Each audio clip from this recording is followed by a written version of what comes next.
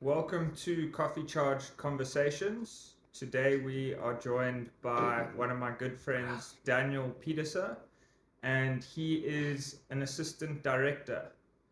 So today Dan did our traditional ice bath before the episode. Yes, and I think my usual question, how I like to start off, is how did you find the ice bath experience?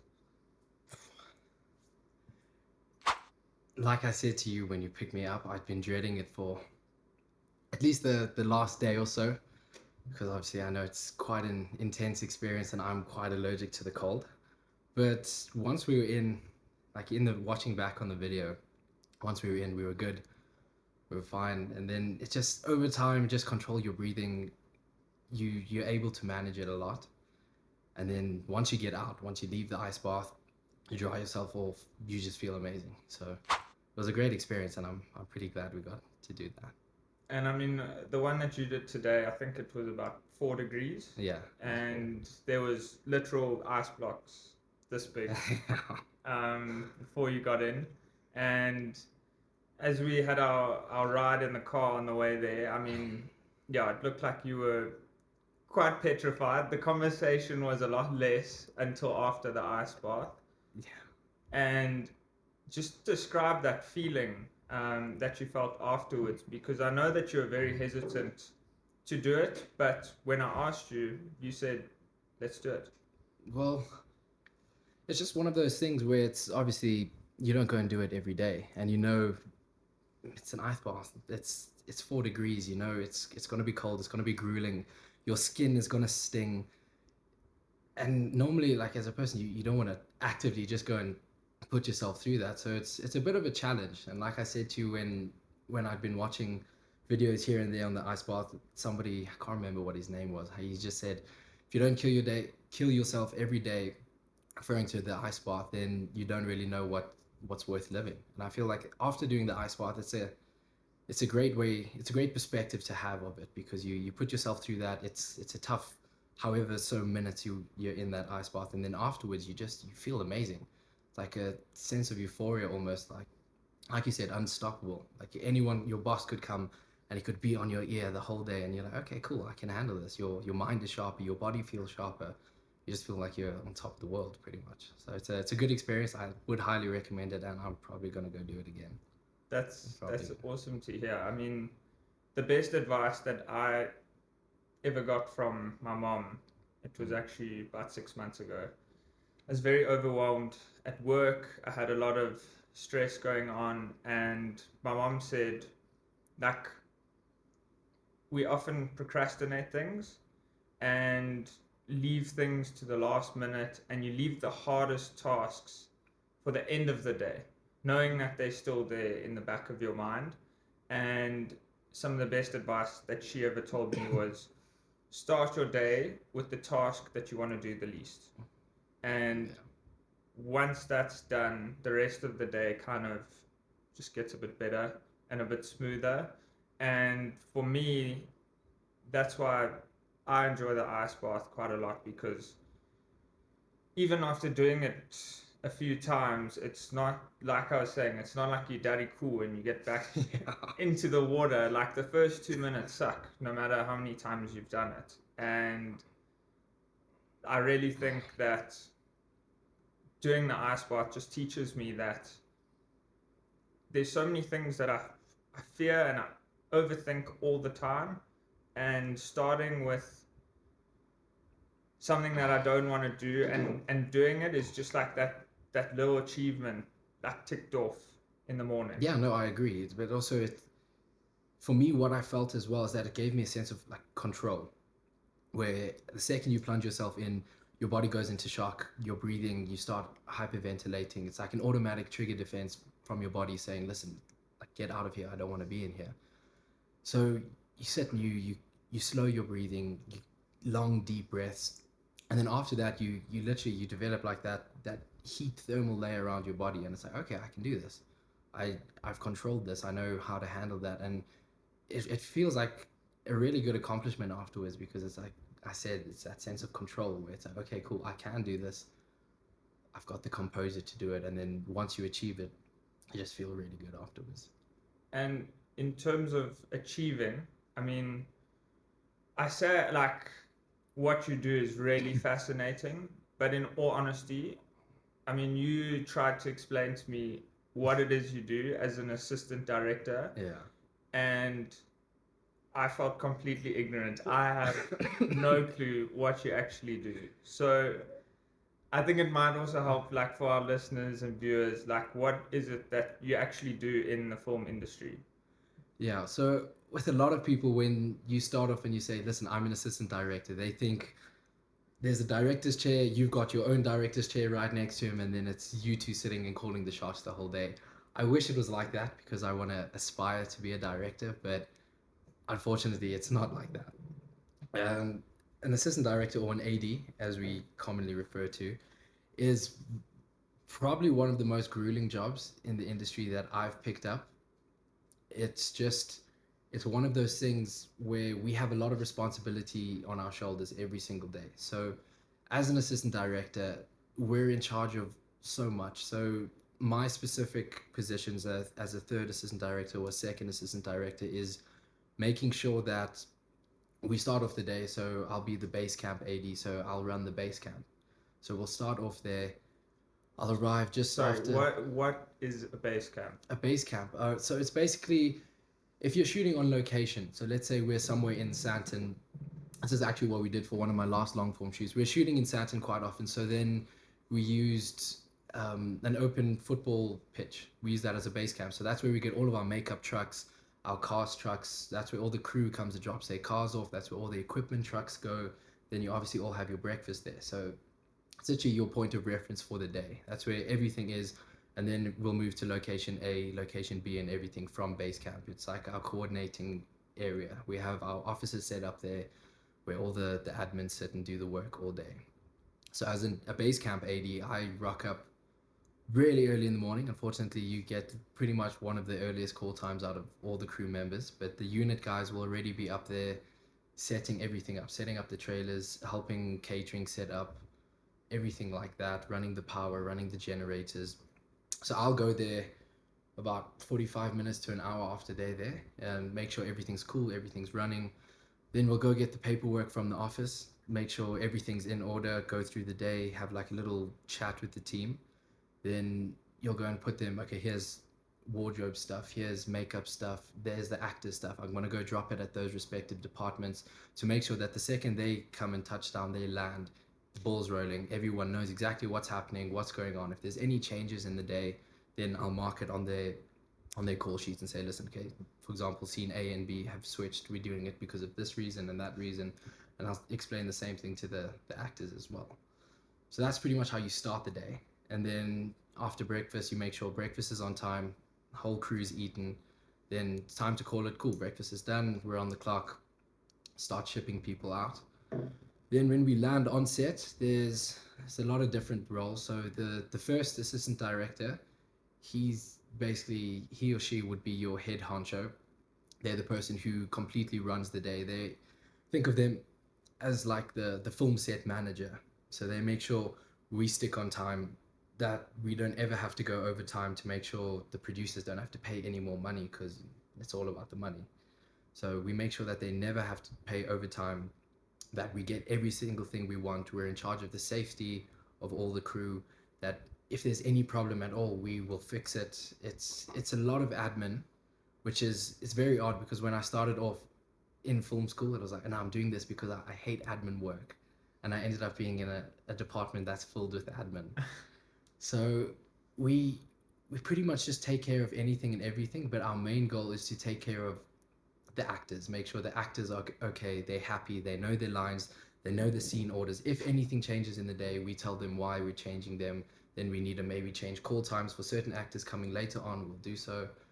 And then when it comes to actually shooting, we'll do a blocking. So we'll invite pretty much the whole crew, the cast will come through with the director. It's the director's floor then. So then he'll sit down and he or she would then say, okay, cool. So for example, we're shooting Mike, he's sitting like this. We've got some background people walking in the background. We've got that prop there, whatever. He says whatever he wants with the camera angles he wants. That's it. Then they'll go and sit down, and then it's up to us. Okay, cool. It's time to populate. We got to go to the extras or the background people. We've got to tell them, listen, do this, do that. Make sure art department, like, okay, cool. The props are there. Art department's on their game. Just everything like that to make sure everything the director wants in the frame, he or she has, to make sure that they get their desired goal. Wow, that sounds like it's a hell of a lot of responsibility, to say the least. It is, and it's like I do. On the last long form I was on, I did a minimum of 3 hours overtime every single day. So that's 16-hour days, pretty much. So it's intense and it's very grueling, but it's very rewarding at the same time. Like when you finish a day and you know there's been an event, for example, in the series where there's thousands of people, it's a big masquerade party or something like that. You know, as an AD department, okay, it's going to be a tough day. We got to sit and we got to have multiple meetings throughout the day to make sure, okay, at 10 o'clock, this all needs to happen. We need to be shooting this at 10 o'clock. We need to make sure it's happening. Okay, cool. So we'll do our thing. And then if we get through the day, we get through all of the shots, we haven't got overtime.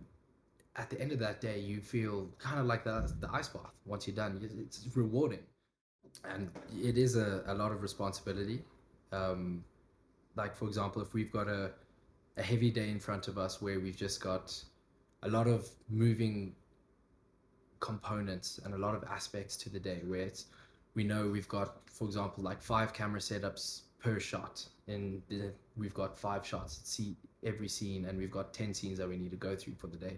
We know it's going to be tough, and then you can have extra components where it's, for example, art department needs to decorate this room in a very specific way. It's got to look very feng shui.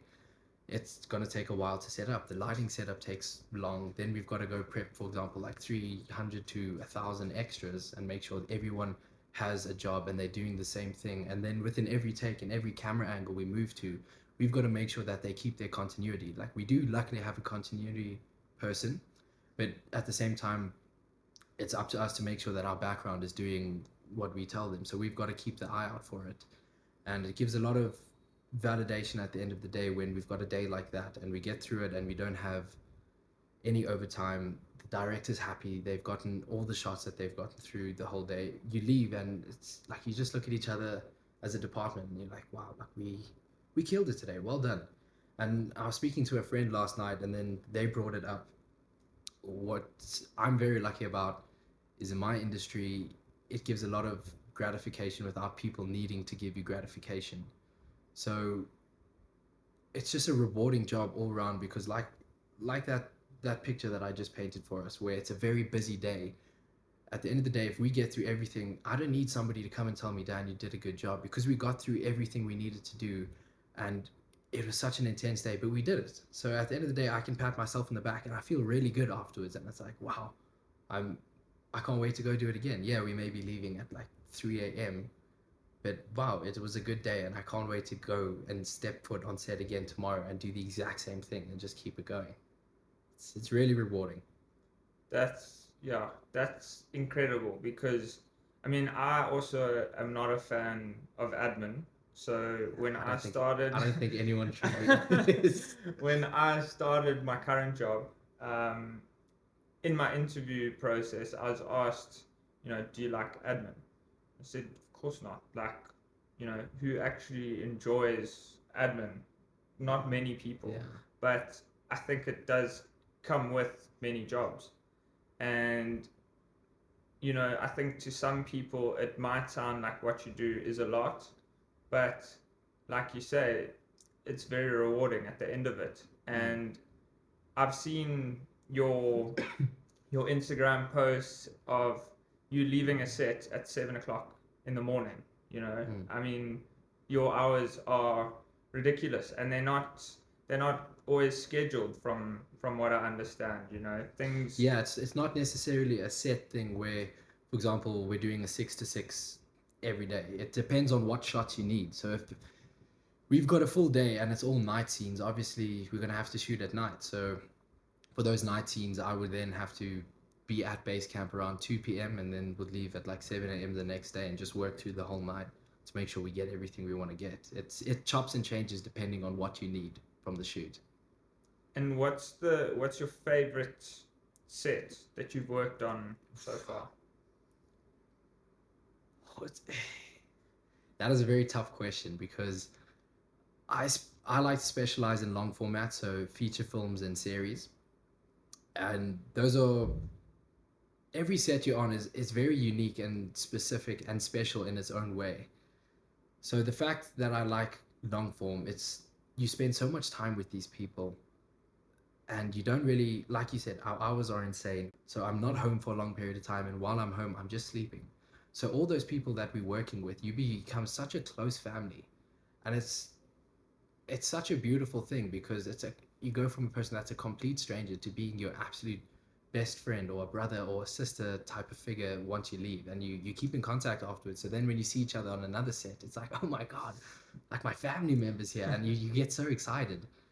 So it's fun, but the long form is grueling, and then you'll have like a commercial that you shoot on, and that's always fun because commercials will they'll generally be like 3 to 4 to 5 days. It's not a very long shoot at all because it's obviously only like 30 seconds, but they have such a big budget for those limited days. So everyone always loves working on commercials because you get such good food. Like the last commercial I worked on last week, I mean you go there in the morning, you can't see because it's still so dark, but then they'll shine a torch and it's like, okay, cool, I can choose between pancakes, waffles, fruit salad, and then for lunch it's like, what type of steak do you want? And it's like, wow, man. Like I can get used to that. So I'm glad commercials are only a couple days, because if I had to do that for like 57 days straight, I would end up being very round. Uh, I wouldn't be the same person I looked like when I started. And then you get other you get other forms of short form. So we recently just did a short film, a fashion film for a local South African brand called Swank.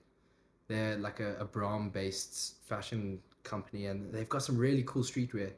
And in terms of final product, I think that might have been my favorite project because you just get complete creative freedom. I mean, it was a very small crew, very, very small. There was only about, I think, 12 of us shooting that, only over 2 days. But every single person had their input. So we'd be doing the blocking, and then somebody could say, you know, like, what if we just put that light like that and maybe got them to do this? And then because everyone's in the room, we'll all be sitting there, and it's like, yeah, you know what? I'm, you're right. That's a really cool idea. Let's do that. Where, as on a bigger set, got a strong hierarchy, and it's like you don't go over your boss's head or go to another department without going through your boss first or something. And like people, if you go over your head, then people frown upon it a lot. So being on a nice short creative set like that, it was eye opening, but it also like reminds you why you enjoy doing what you're doing, because it's so much creative freedom and it's just like such a happy, relaxed space. So the final product came out and I was blown away, and it looked really, really good. So it was by far probably my favorite shoot that I've been on so far. And so then in terms of film, so I mean, for me, I see a film as like maybe 90 minutes to 2 hours. Yeah. But obviously I don't have any clue on the work that happens behind the scenes. It's so much. On average, how long would you say it takes just to have that 90 to 120-minute final product? Well, it's so hard to describe, because obviously if it's like a huge international shoot, they only plan on doing like a couple scenes a day because they want to focus on it, and they've got such big budget where they can work for a longer period of time and get like a better quality of work because they're sitting focusing on a scene for so long. Where here, I mean, the last feature film I worked on, when I last spoke to the producer, they said that the film's sitting close to 2 hours and we shot it in 6 weeks. Like, I was shocked when I saw the schedule originally, but we did it, and we only went overtime a couple of days, but we managed to basically shoot a 2 hour film in 6 weeks. So wow. it chops and changes, man. It's very hard to narrow it down. It depends on like the team, the scheduling, what's required in the movie, and so many different parts that all take place in that schedule that determine whether it's going to be, you know, a very long shoot, a very short shoot, everything like that. So I'm sure that, you know, obviously having a little bit of background, or quite a lot of background information, you must appreciate like a film that is done really well. Yeah, without a doubt. I mean, everyone has those films where you walk in a cinema and then you walk out, and then a little bit something's changed in you, and that was my beauty of film and cinema, and the reason I wanted to do it for a living, because like I went through a lot of struggles when I was growing up, and I was never a person that was vocal about them. I was very introverted when it came to the things that affected me. And so what I do is I wouldn't want to go home and speak to anyone. I would be so down. So I just put on a show or a movie, and then I just watch that, and it would make me feel so good, or give me some form of emotion after that. So by the time it's done, like you completely forgotten about what's bothering you. For me, it's a form of escapism, and that's all I've ever wanted to do working in this industry. Is it's not try and push some agenda. It's just to add some form of escapism for whatever little kid might be struggling to go through something like I was, and doesn't know how to voice it. So just give them something to escape from reality, just to help them like that. Because for me, it was my form of therapy. You know, like getting teased a lot as a child. Like there was a period when I was younger, still like early days of primary school, where I don't know, it's like a switch flipped in everyone, and then kids started becoming a lot meaner to everyone. And at a certain point, it went on for, it was like about 3 months, where kids used to tease me that my dad killed himself.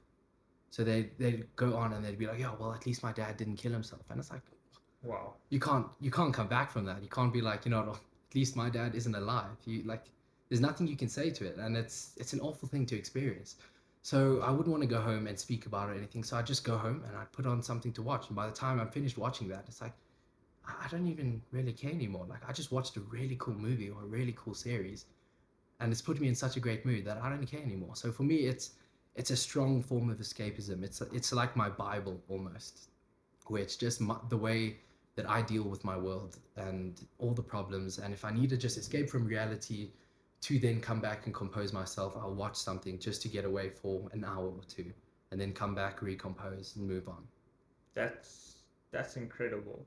And I mean, I've never thought of film or even series in that way. I mean, to describe it as therapy. Mm.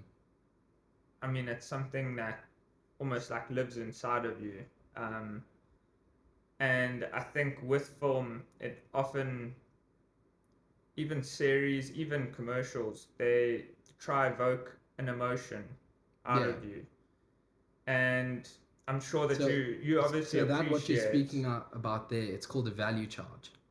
So that is what a filmmaker will look out for. It's, if I want to make this, what's that value charge? What do I want the audience leaving? What do I want them to feel when they leave? Do I want them to feel sad? Do I want them to feel angry? Do I want them to feel happy? It's all about that value charge. And then in varsity, in film school, that's how they said, you know, you've watched a good film.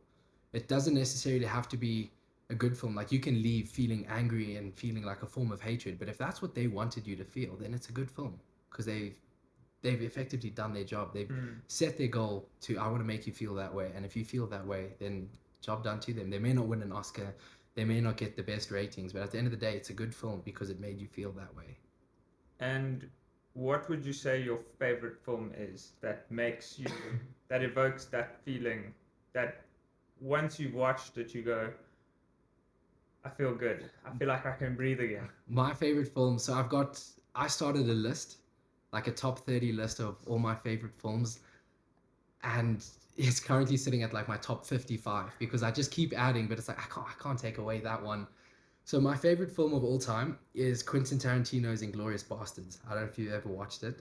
I haven't. So Tarantino in general, he's just such a funky, unique individual, and like his his way with film, his understanding of film, and his dialogue. It's so quirky, and it's very different to a lot of other directors. So I love it for that aspect, for its uniqueness and like the comedy aspect to it. So Inglorious Bastards is basically like his take of a certain scene in World War II. So he kind of like rewrites history a little bit with regards to World War II, but adding his own spin. So that's every time I watch that film, like I properly geek out. By the time I'm done, I was like, I'm just smiling the whole day. I'm walking around, I'm like, I'm watching Glorious Bastards today. I don't know what you did. I'm watching Glorious Bastards today. So it leaves me in a really good mood. So that I can say without doubt, without fail, is my favorite movie of all time. Okay, well, I'll definitely give it a watch. Yeah, I'll send it to you when we're done here. You must go watch it. It's a really good movie. I think my favorite film, I only realized a few months ago, probably about 3 months ago. Mm-hmm. I watched it for the second time and I said, yeah, that's my favorite movie. And what is it? In Time. In Time. Oh, it's Justin Timberlake. With Justin Such Timberlake. a good premise. It has such a good premise about it. Like, that movie just makes me question, like, wasting time and not living my life to its full potential. Yeah, it's got a good, like, overarching theme of don't waste time. And that time is very limited. They say time is money, and in that movie, they literally the currency is time. And you considered poorer if you have less time, and you are more wealthy the more time you have. Yeah, crazy premise. Imagine we knew how much time we actually had, how different we would spend our lives. Yeah, I think the world would be a completely different place if you know, every single one of us in this room can just look at our wrist and say, like, okay, I've got 20 years left to live. I better make sure I live the best 20, and like I can't get any more years than this. So let's say it was a little bit different to In Time, where you can't, you know, transfer time to one another. Let's say we just had that set amount, and we had that timer clicking down of, okay, I can see you've got 10 years left to live. I've got 20. That's still not a lot on either side, but hey, I've got 10 more than you, so I can maybe relax. But then you'd go balls to wall. You'd accomplish every bucket list item you ever could, just because, you know, I've got such valuable time to spend. Let me make the most of it. And it irritates me a lot with watching people, especially with the whole no drinking thing. It's, you watch people do the same thing every weekend, spending more money than they would normally spend, just not doing anything that they really feel good about. So it's all very subjective, of course. It's just, this is from what I've picked up since I've stopped drinking, is that you'll go out to a bar, you'll have some good conversations, but the as time progresses and people end up drinking more and more, obviously you get a lot more drunk, the brain starts working a little bit slower, the words get slurry, and there comes a point in the evening where I'll be sitting there and I'll be looking at everyone, and then sometimes even listening to the things that they speak about, and it seems like a waste of time. And it's like, I know it's fun to sit and chat a whole bunch of shit. Don't get me wrong, I can enjoy chatting shit for hours, but at the same time, there's a certain standard of it where that mixed with alcohol, I feel like it interferes with so much. And since I've stopped drinking, it's opened my eyes completely. Like, my life has changed tenfold since I've stopped drinking. I mean, I stopped drinking because I was finishing varsity and I wanted to focus on my career. And I was going a little bit too hectic while I was still drinking. And then ever since I stopped, you know, it's like, I've just hit the ground running. I went on holiday after I finished varsity, came back, I worked I started my first job a week and a half after that. And I've been working the whole year. And as a person who's first year out of varsity in the film industry, from what I've been told, because obviously I wouldn't really know, but from what I've been told, it's not a common thing where everyone just leaves film school and is busy the whole year. Like, I'm lucky enough where I have representation now from an agent because my resume is stacked, because I've gotten such good recommendations. And if I can be honest, I think I owe a lot of that to the fact that I don't drink, because my mind is so clearer. It's like taking an ice bath every day without actually taking the ice bath, if that makes sense. You know, I sit there and I wake up, I feel good, I have clarity over my thoughts. I don't sit and wallow in my bed and think, fuck, I feel so hungover, I feel terrible. Nothing like that. I just wake up. I might be a bit slow because you might not have gotten the best night's sleep, but at the end of the day, I wake up, I've got clarity. I can say, what do I want to do today? I want to do this, this, and this, and then I can go and do them. I can literally get up and start going and start doing my day, getting through my goals for the day, and I'm not slow about it. I'm quick, I'm effective, I feel sharper, I feel happier. So I feel really good with the not drinking and with that whole thing of not wasting time. I feel like my life has a lot more purpose since I've stopped drinking because I can focus on everything I want to do more, and I've just achieved everything I've wanted to achieve. So I feel like I'm not wasting my time and I'm using my time effectively, if that makes sense. And what, I mean, obviously, you don't just wake up one day and go, cool, I'm quitting drinking, like, I'm done. No. It's a gradual process, but... Well, for me, it wasn't necessarily gradual. It was just a thing called rock bottom. So once you hit there... Like your tipping point. Yeah, it's your tipping point. Like, I joke about it being rock bottom and everything, but it's a tipping point more than a rock bottom. You know, I woke up, I fell down some stairs, I cut my face open, and then I just looked at myself in the mirror, and I was still so drunk, and I was like, okay, let me take a step back. And then I couldn't sleep that night, and I just thought about, you know what, I've got like 10 assignments due for varsity, I've got 3 shoots, and I'm far behind. And what have I been doing the past week? I've just been sitting, drinking, and going and jawing with mates, and it's fun. And everyone always says, you know, that you make memories. A lot of people have said they don't always, you know, make it alcohol dependent, but they just say when you go out and you have fun, you make memories. And at the end of the day, memories will take you backwards and dreams will take you forwards, you know? Sure. You know? So that's the type of mentality that I have, where it's, yeah, you can make memories. I've got tons of good memories, even though I don't drink. But at the end of the day, you can't just be living for the fact that 10 years from now, you're going to be living on the fact of nostalgia. It's like, oh yeah, but I enjoyed my early 20s so much because we went out and we partied and everything. But then you live a life in your 30s where you might be struggling a little bit. And it's like, I hope it was worth it because you wanted to live for the memories, then live for them. And, you know, to each their own. I don't want to sound like a person that's coming here and hating on people for drinking and everything like that. For me, this is all completely subjective to me and how I feel and my personal experience with stop drinking, because I was one of those people where it's, you know, like, oh, I made such a good memory. We're going to go and we're going to have a bender this weekend. We're going to go and drink nonstop and we're just going to make so many memories. Meanwhile, now when I look back on that, it's, instead of doing that, I'll still go out and I'll see some friends, but then I'll go home and I'll write 10 pages of my screenplay that I've been developing for 3 years. And I've made a good memory because I've had a good night with friends, but at the end of the day, I'm pushing my dream forward. You know, I want to go somewhere and I've got that clear focus where I want to be and what I want to do. So not having the alcohol there to cloud my mind, for me personally, it's been life-changing, completely life-changing. So I went through our previous WhatsApp history this morning before the podcast. That must have been interesting. So you and I I actually forgot about this. You and I used to joke quite a lot about having a brandy. Like whenever we had a brandy. Yes. This was back in like 2019, 2020. Whenever we had a brandy, we'd send each other a photo. And like, I went through the chats today and there would be a picture of me like with my brandy, sending it to you like, I'm having a brandy for you. And you'd be like, almost straight away, cool, I'm about to have one now. Like, yeah, I gotta have a brandy for Mike Johnston kind of thing. Yeah. And the first message that you ever sent me, ever, was, Mike, it's Dan Pieterse.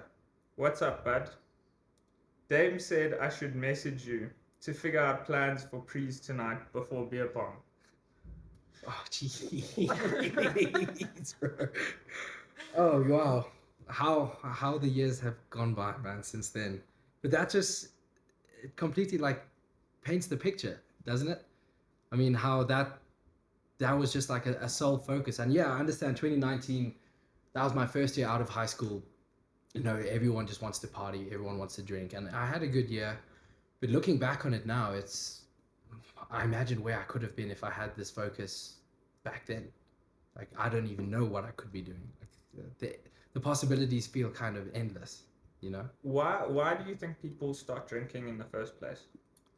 I think the stigma behind everything has a very large role to play in it. How it's just that classic peer pressure thing of, hey, man, the cooler kids are drinking, maybe we should do that or something. Or you just get peer pressured at a party. It's like, oh no, everyone's drinking, just have a beer, man. And in South Africa especially, you know, we've got a very strong drinking culture. Like, it's almost a religion for us. Especially when the box win. Oh yeah, for sure, for sure. When it comes to rugby, that's when the nation's united, you know. Yeah. United through one branding. I don't know. There's so many different things that come into play why a person wants to start drinking. I feel like it's also just a phase of, you know, it's just try it, you know. Like, there's so many different things in the world you want to try, and you can maybe hear a story of how these people went out and had such a fun time. They had quite a debaucherous night, and you thought, okay, maybe that could be quite fun, you know, my friends and I do that. And then it becomes fun, and then I just think people get complacent and get stuck in a pattern, and it just becomes a norm. And like I said, going out to a bar every weekend and you just look around and you can see some people are not okay. Because I had a friend who, since I stopped drinking, he said, you know what, fuck, I'm gonna do the same thing as you, and I'm gonna stop drinking. And then after his first month of not drinking, he came to me and he said, like, one of the most profound things that he found when he completely went cold turkey and stopped drinking was when you go out and you look around at the people. Because I enjoy a good people watching. Like, it's fun to just sit and watch people on their daily routines and yeah. But when it's like, you know, come 12 p.m. at a bar and you're looking around and you're looking at some people, you can see some people are not okay, and they drink because it's there. And instead of facing the problems, it's just the easiest form of medicine, because it makes it tomorrow's problem, but then you have a beer tomorrow, so it's the day after's problem, and then you just push everything aside. Yeah, I feel like for me it's kind of what you said earlier in terms of being cool. Yeah. In school, that was like I was massively introverted. I still am, but I mean, I was a lot more quiet during school, and the cool guys were the ones that were like going out and getting a Smirnoff spin with their mates, and exactly. You know, you'd hear, oh, they went there this weekend and they all got super drunk, and it's like, oh, you're like, well, okay, that's what I got to do to be cool. And I think once I started drinking, I realized, oh, I'm getting this like sudden. It's almost like I was hiding an insecurity, because I got this sudden sense of confidence, almost like a false confidence. And I knew once I got to a point, let's say 2 or 3 drinks, I was cool. My anxiety wasn't really there, and I felt I can chat to anyone, can chat to girls. Like, alcohol is the answer, and I think that Dutch courage, it's 100%, it's a big factor. And as I got older, like, I mean, varsity, to be honest, I drank like a fish, and afterwards I started realizing how anxious I actually was the next day every single time. Yeah. I mean, I would wake up in the morning and I wouldn't even like want to face my parents in the morning. Like, I felt heavy anxiety in the morning. That's a great point that you bring up, because what I also found is for a hangover, no, you wake up the next day and it's just regret. Majority of the time it was just regret, and it's, oh man, I shouldn't have done that.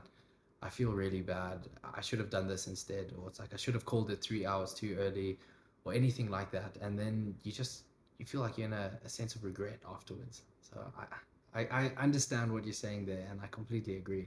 It's that anxiety, and then I always ended up overthinking a lot, because I'm just lying in bed because I feel so shit to get up, and I don't want to move or anything like that. So you just sit in bed in your head, and then you overanalyze and you overthink, and it's like this knockdown effect where you just end up putting yourself in such a low point.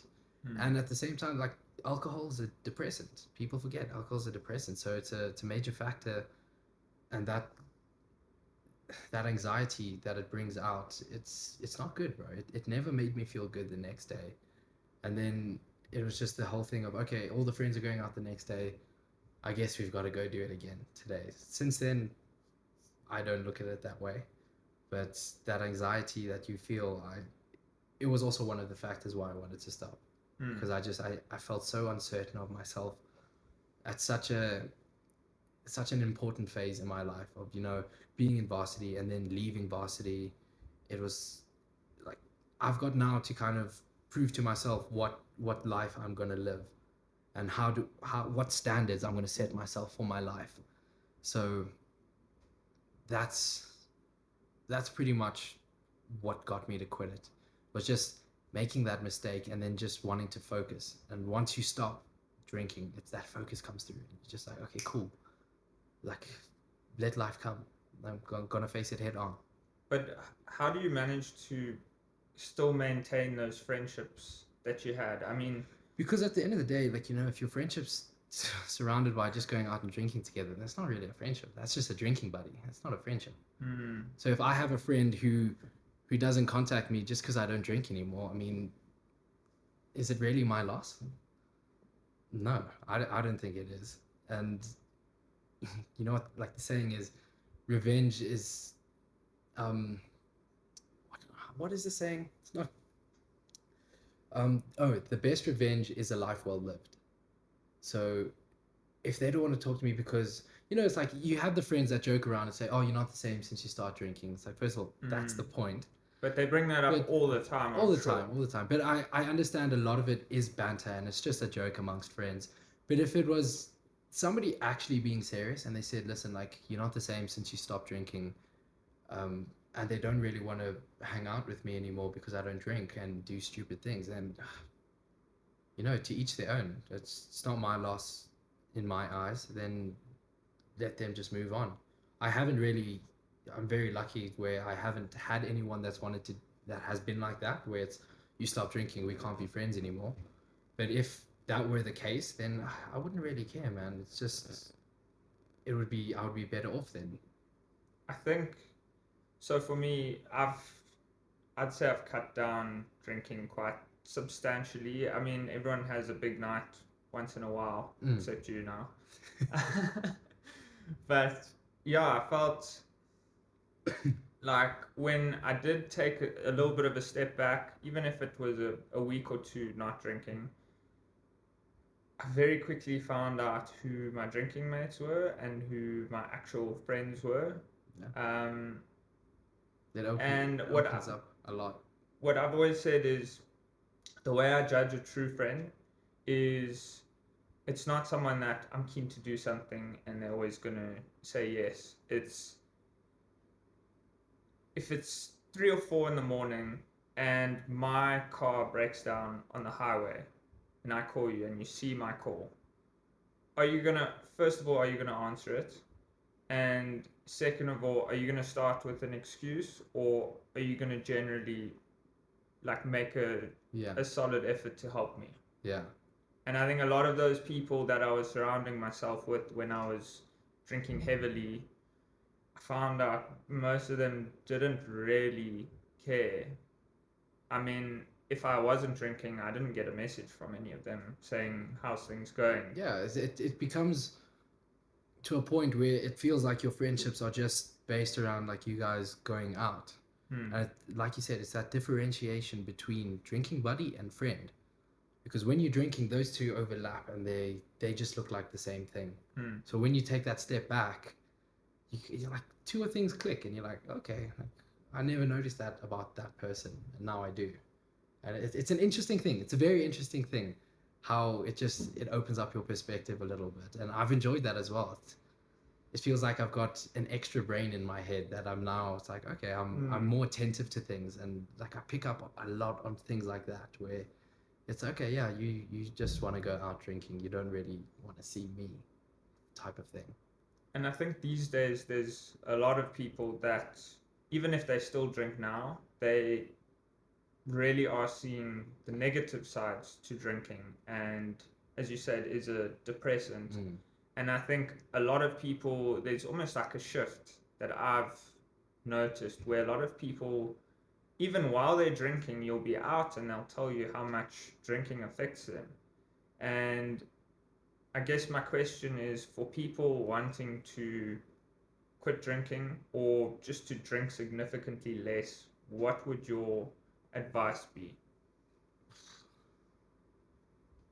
That's a bit of a tough one. You know, it's like I don't really feel like I'm that person that should be, you know, giving advice to everyone, because it's like I'm still figuring everything out as I go. I'm not like on this steeple looking down on people saying, you know what, you should do this, you should do that.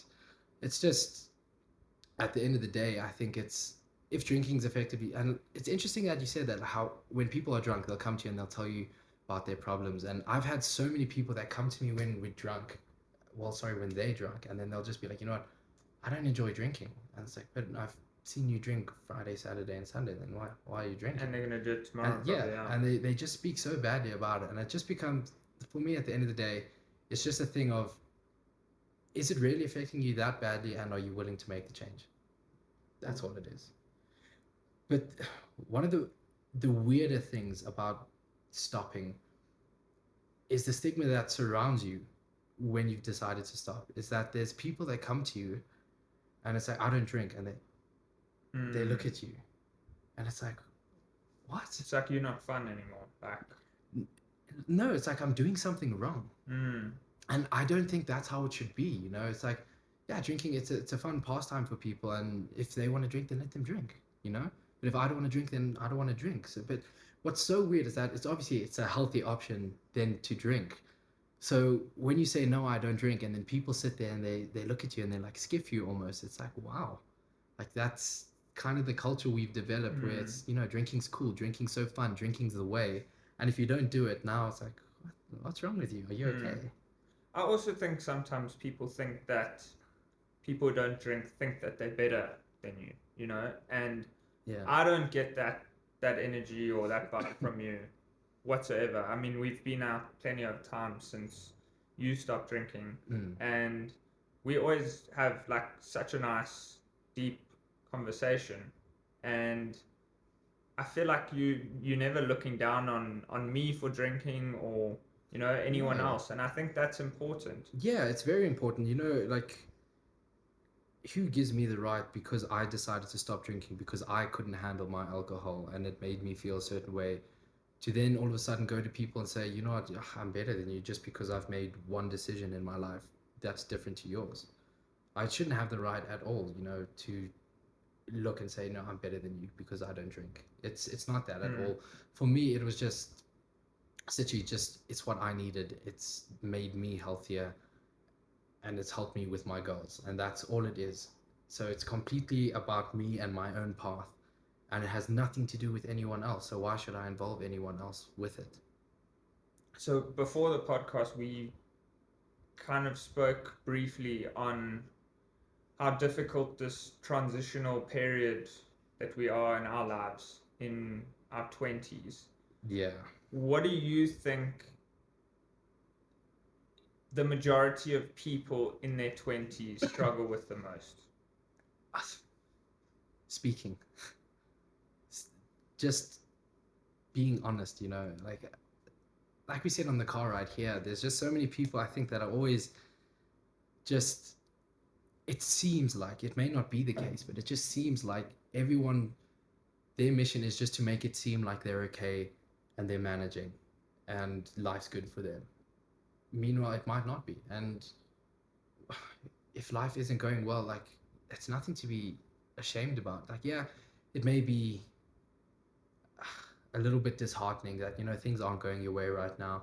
Life's tough. Life is shit. It's, you know, that's the reason we have each other, is because life is hard and it can be terrible at times, but we've got each other to help each other, to make each other feel better about it. So I think speaking about the way they feel it's a big problem. That's one thing I've noticed, because everyone thinks, you know, it's, wow, Dan, you got your dream job, you're getting paid pretty well for, you know, your age and just coming out of varsity, you're the happiest guy in the world, that's everything you've ever wanted. Like, yes and no. Like, you don't see the negatives of it. The negatives of, yeah, I work grueling hours, I I I sacrifice all family and friendships when I'm working, you know, and then you can also deal with like a lot of abuse. And if you have a bad day on set as well, then it messes with your mentality as well. So everyone just thinks like, you know, I've got it made because I've got this cool job, I don't drink, I've got everything I want. But meanwhile, that's not the case. That's just one of the small little factors of my life, you know. Mm. That's I struggled a lot with, you know, like depression over the past couple of years. And even though I was studying what I wanted to do and everything, there's just those days where it's I'm just not happy. And it's like you kind of you want to be everyone but yourself. And there shouldn't be a reason why people can't just openly say it, you know. And It's how like how can we help each other though? To just being there for each other and helping out where it really matters.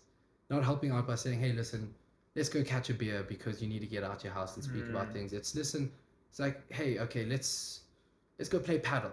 Let's go outdoors. Let's get your blood flow pumping. Like I'll take you to gym. I'll give you like a free membership for a week. I'll get you active. I'll boost those endorphins. It's instead of, because that's one thing I've noticed. Whenever I've reached out to, well, not reached out, I've just been speaking to people and it's, oh, you know, I've had a really shit day. The number one thing is, cool, let's go get a beer. And I feel like we can do so much more than that. You can be there for a person, and instead of just going and, let's say I'm having a really bad day, I'm having the worst day of 2023 that I've had.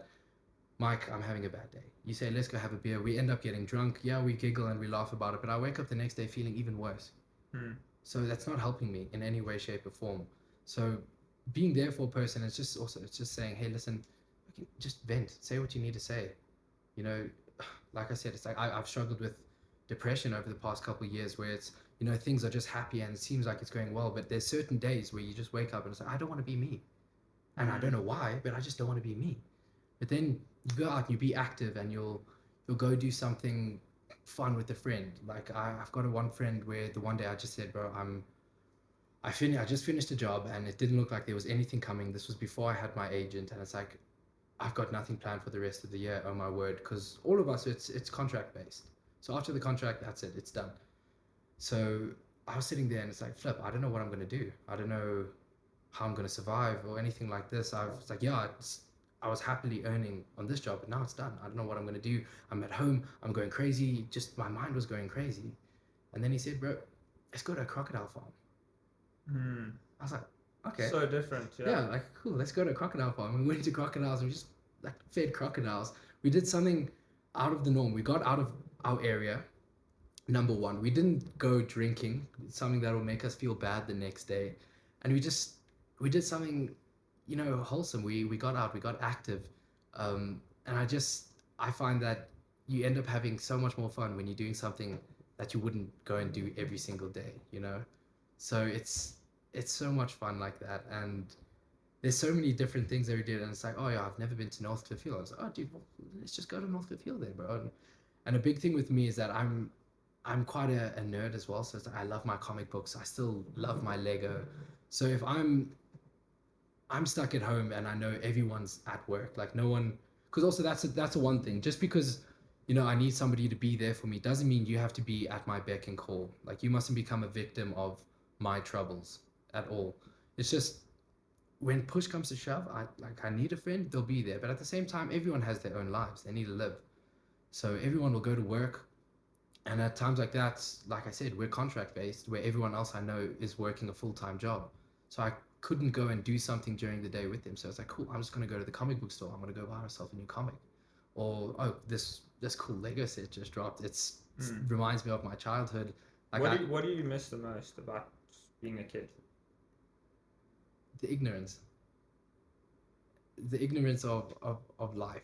It's just, you know, everything just seems so much happier. So I miss that aspect where, you know, like you walk to school and you see your friends and it's like, cool, everyone's happy. You see all the parents, oh no, cool, all the parents are happy. And we've just had so much fun. We played football at break. You know, everything seems so much happier. And the older you get, the wiser you get, the more you grow up, you realize that that's not the case. Like there's a lot of things going on. So at times, like I don't wish things were always like that, but at times I do miss just being able to look around and seeing a world with no troubles. That's what I miss a lot. And in closing, what do you believe is the key to long-term happiness? Yeah, it's not an easy one. That's quite something to just put on me. No pressure, Dan. I mean, who am I to say that? Just some asshole from Four Ways. The key to happiness is just yourself, bro. You know, you need to find that way. For me, the thing that makes me happy is that I'll just do something that makes me laugh. Like I can say a joke and nobody else will laugh. But if I make myself laugh, it's like, screw you, dude. Like I thought that was so funny.